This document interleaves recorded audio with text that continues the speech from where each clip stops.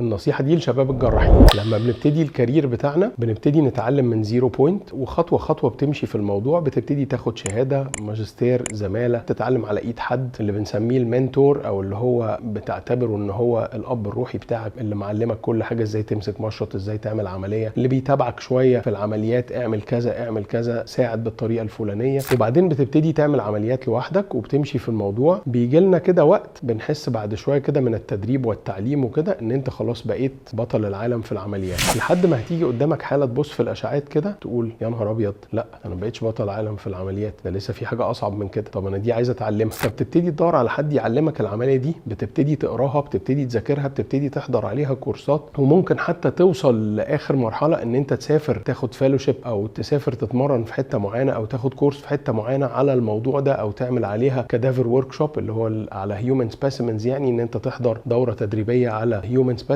وبعدين ترجع من هناك تقول خلاص انا بقيت بطل العالم في العمليه دي، وتمشي شويه، وبعد كام سنه تفاجئ ان في لسه حاجه اعلى من الليفل ده. الكلام اللي احنا بنتكلم عليه ده اسمه ليرنينج كيرف. ليرنينج كيرف ده هتكتشف في حياتك ان انت كل شويه مهما وصلت لاعلى حاجه في الجراحه تحس ان لسه لا، ده لسه في حالات اصعب من كده. فنصيحتي ليكوا دايما دايما دايما اوعى تتخيل في يوم من الايام ان انت وصلت لاعلى ليفل من الجراحه. ده زي ما بيقولوا بالبلدي هيعيش المعلم ويتعلم، هتفضل كل ما تكبر تتعلم حاجه جديده. فاوعى في يوم من الايام تتخيل ان انت بقيت ات ذا توب وتوقف تتعلم، او توقف تقرا، او توقف تراجع نفسك، او توقف ترفلكت على العمليه اللي انت عملتها وتقول بعديها هو انا كان ممكن اعمل حاجه مختلفه عن كده، او كان ممكن اعمل حاجه احسن من كده ولا لا، مهما كان سنك. انا دكتور شريف خالد، استاذ جراحه عظام، وتابعوني في الفيديوهات عشان اديكم نصايح تانية على الموضوع ده.